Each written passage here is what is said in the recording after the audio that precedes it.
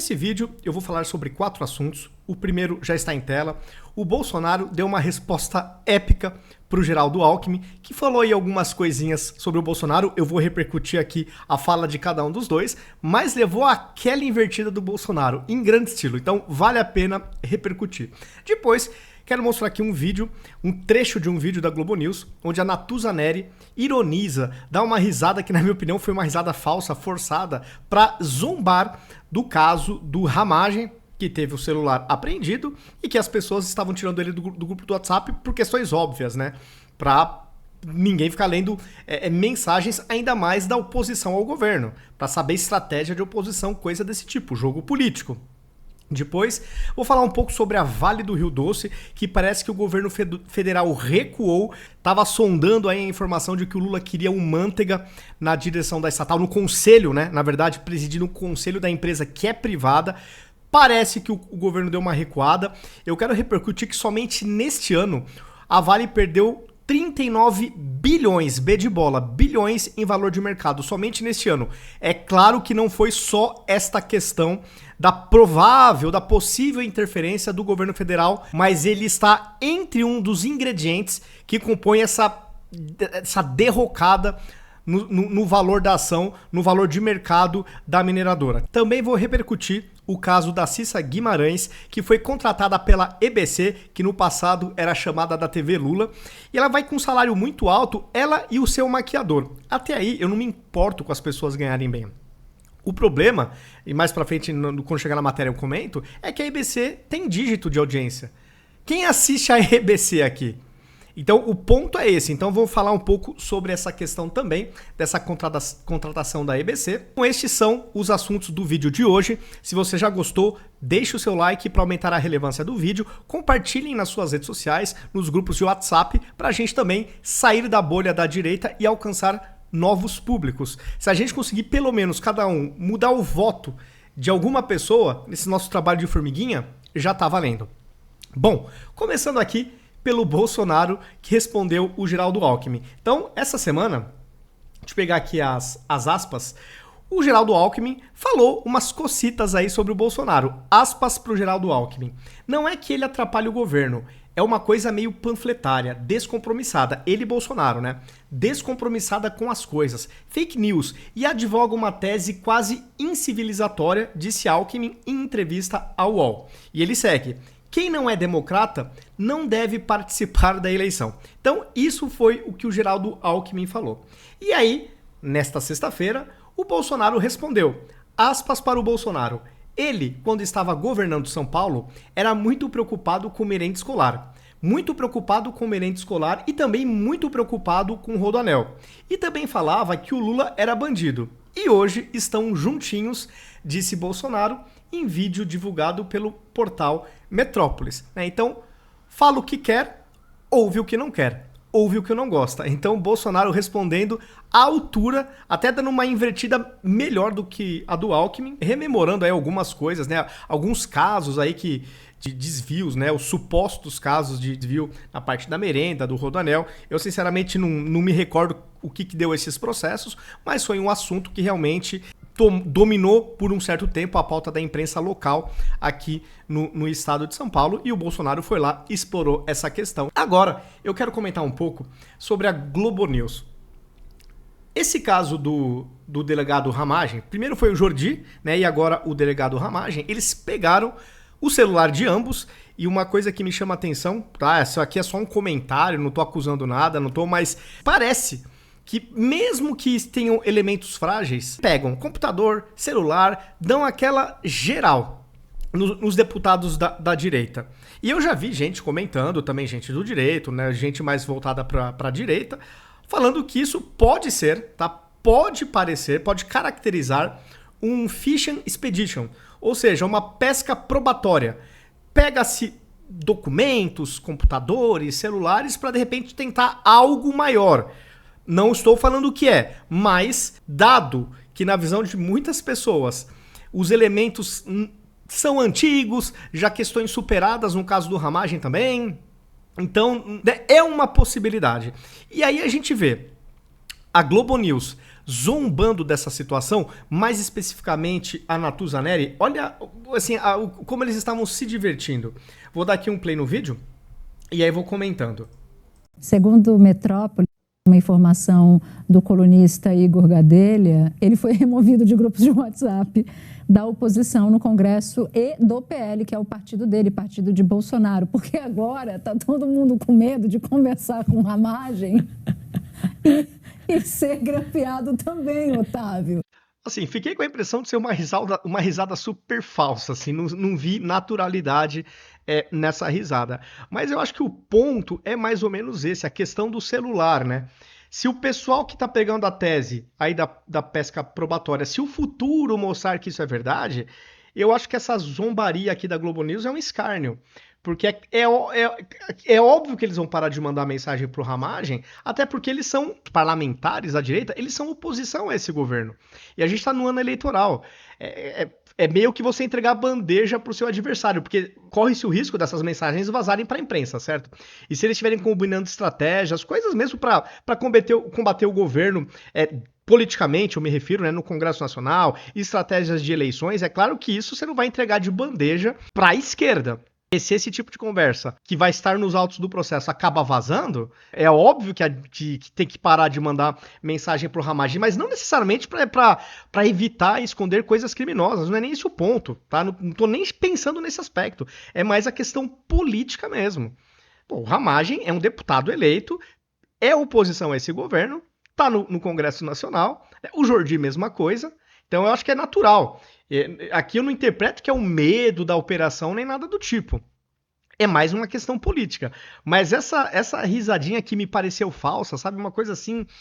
Vamos seguir aqui dando play. Então acho que ele não está recebendo um olá, nem um boa noite, nem da família. Isso acontece. Isso acontece. Isso acontece. Estamos numa uma democracia pujante, né? Diria aí o Hamilton Mourão. Quando é apreendido o celular, muita gente fica preocupado e vai checar nas mensagens o que mandou para aquela pessoa. Isso é o que mais acontece nesses tempos de... E não adianta esse negócio de apagar a mensagem, não. Não? Não, mas adianta, a questão é o seguinte, não tem um ser vivente que seja humano naturalmente, que não se incomode com o seu celular invadido. Tendo cometido irregularidade ou não. Não, esse é o ponto. Tendo cometido irregularidades ou não. Aqui, o meu ponto é justamente esse. No caso, são deputados de oposição e são em ano eleitoral. Tanto o Jordi como o Ramagem são pré-candidatos. O Jordi pré-candidato em Niterói e o Ramagem a capital, lá do Rio de Janeiro. Então eu fico pensando mais nesse sentido mesmo, né? Trocas de mensagens políticas tem que realmente acabar, mas assim, até porque, de novo, se vaza para a imprensa, se dá de bandeja a estratégia, o que a oposição está conversando, o que ela está articulando, tudo dentro da legalidade, tá, pessoal? Me refiro a trocas de mensagens políticas mesmo. Então é óbvio que só por isso já estancaria envio de mensagem para os dois, para o Jordi e pro Ramagem. Mas essa zombaria da Globo eu acho complicado. Depois a Globo se reclama aí que o pessoal fala que é assessoria de imprensa, que é passadora de pano do PT, que persegue um espectro ideológico em detrimento do outro. Eu acho que evidências tem aos montes, né? Evidência tem aos montes. Bom, é isso, lamentável, né? Globo News também não podemos esperar nada de muito diferente. Agora eu quero comentar o caso da contratação pela EBC da Cissa Guimarães para apresentar o programa Sem Censura, que há um tempo atrás, durante muitos anos até, foi apresentado pela Leda Nagli. A EBC é uma TV estatal, né, era chamada de TV Lula, e o que me chama a atenção nesse contrato, tá? É claro que se a gente pegar uma emissora tipo Globo, sei lá, SBT, essas emissoras grandes, Record, de repente, esse salário você já pode até ser baixo, tá? Não descarto essa possibilidade. Só que essas emissoras, elas têm uma audiência absurdamente maior que a da EBC. Então aqui não estou falando que a Cissa não mereça ganhar, o ponto não é esse. É que é justamente um canal público, sei lá, se chega a um dígito de audiência, um ponto, melhor dizendo, um ponto de audiência, por exemplo, o programa Sem Censura, acredito que... talvez nem na média a EBC tenha um ponto de audiência. Então, para um perfil desse tipo de emissora, Eu acho que você pagar um salário R$ 70 mil por mês me parece muito, dado esse contexto. Não entra muita grana, se a audiência é baixa, você não vai ter lá anunciante pagando uma fortuna. Então tem todo esse contexto em questão. Então esse contrato, no contrato de 1 ano dela, é o valor de 840 mil, né? Porque é fatiado aí em 12 meses com um salário de 70 mil. E outra coisa que também me chamou a atenção, além do salário da Cissa, dado a questão da audiência, tá? Eu tô me apegando à questão da audiência. O maquiador dela vai ganhar 16 mil reais por mês. Olha, eu sinceramente, assim, eu não sei quanto ganha um maquiador, tá? Mas é um belo de um salário.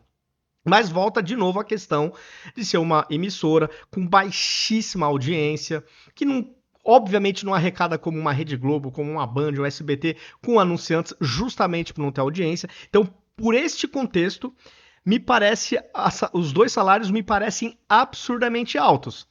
Né? Convenhamos, não sei se vocês concordam comigo, baseado nesse contexto que eu tô dando, até coloquem aí nos comentários.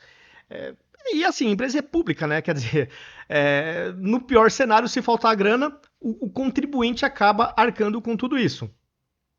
Não sei se nas outras atrações da EBC, os salários também são dessa ordem de grandeza. Se for, meu Deus, porque se a gente pegar o programa de maior audiência da EBC, será que ele chega pelo menos a 1 ponto? Talvez 2 assim, mas exagerando, acho que nem deve chegar. Nem deve chegar. Então, realmente, isso chama muita atenção, não tem como, né, pessoal? E para finalizar o vídeo de hoje, eu quero comentar sobre a Vale do Rio Doce, que é uma empresa que tá rolando aí notícias há algumas semanas de que o Lula tá querendo colocar o Guido Mantega no conselho, na presidência do conselho da Vale, que é uma empresa privada. Isso aí eu acho que só ocorre na China, esse nível de interferência. O governo, saiu até uma notícia hoje mesmo, que o governo está falando que não tem intenção de colocar o Mantega na estatal e tal, deu aqui na própria Oeste. Eu acho que talvez tenha pegado tão mal, né? A repercussão foi tão negativa, impactou tanto nos valores das ações, no valor de mercado da empresa, que se era verdade o que a imprensa estava noticiando, então o governo, de uma maneira inteligente, parece que está recuando. Porque o governo nega que isso é verdade, mas já está há um bom tempo reverberando isso aí na imprensa e pegando muito mal. Aqui nessa reportagem da Oeste, fala que somente neste ano a Vale perdeu 39 bilhões em valor de mercado. É claro, não vou ser aqui desonesto, não foi só por essa questão. Isso aí foi um dos ingredientes desse conjunto todo, só para vocês entenderem, né? O que está impactando no valor de mercado da Vale do Rio Doce. Entre os motivos que explicam a perda estão a baixa do minério de ferro, causado pela demanda incerta da China, e as agitações, agora entra, né, do governo Lula, que buscam um cargo na empresa para o ex-ministro da Fazenda, Guido Mantega. Só nessa quinta-feira dessa semana, as ações da companhia fecharam um pregão com queda de 2,2%, acumulando perda de 11,3% desde o início de 2024. Atualmente, o valor da Vale é de 309 bilhões de dólares. Além disso, nesta quinta-feira, uma decisão judicial afligiu a empresa. A Justiça Federal condenou a BHP, a Samarco e a Vale a pagarem uma multa de 47 bilhões como indenização por danos morais coletivos causados pelo rompimento da barragem de Fundão em Mariana, de 2015, agora que saiu a decisão. Olha isso, né, pessoal? Com ampla divulgação da imprensa, chocou o Brasil na época, agora depois de, 8 anos, está saindo a decisão judicial. Então é claro que não é só o fator PT, mas ele também contribuiu para esse valor, essa queda absurda de valor de mercado da Vale somente neste ano. Eu espero que o Brasil não comece a ter esses desejos que a China realiza. Na China, na prática, é como se não existissem empresas privadas, porque quando elas existem, a interferência do Estado é pleno nessas empresas, né? O Lula, se conseguisse colocar, se realmente fosse desejo dele, colocar o Mantega na presidência do conselho, isso aí seria um escárnio, né? Uma interferência indevida numa empresa privada, hiper mega lucrativa. Aí você começa a pôr política no meio, obviamente, até por questões históricas, a queda no lucro seria certa. Porque no Brasil, onde o PT interfere em estatais, historicamente, o lucro ou é negativo ou é inferior. É só comparar com os lucros das estatais nos 4 anos de Bolsonaro. Que ele colocou gente técnica no cargo. Tá? Então, a questão é simples assim. Isso explica com facilidade, porque o mercado entra em pânico quando o PT fala alguma loucura desse tipo, de interferir numa empresa ainda mais privada. Bom, pessoal, é isto. Esses foram os assuntos do vídeo de hoje. Se vocês gostaram, eu reforço que deixem um like para aumentar a relevância, compartilhem nas suas redes sociais, nos seus grupos de WhatsApp para a gente sair da bolha. Verifiquem também se vocês seguem inscritos nos meus perfis em todas as redes sociais. Verifiquem se as notificações estão ativadas e até o próximo vídeo.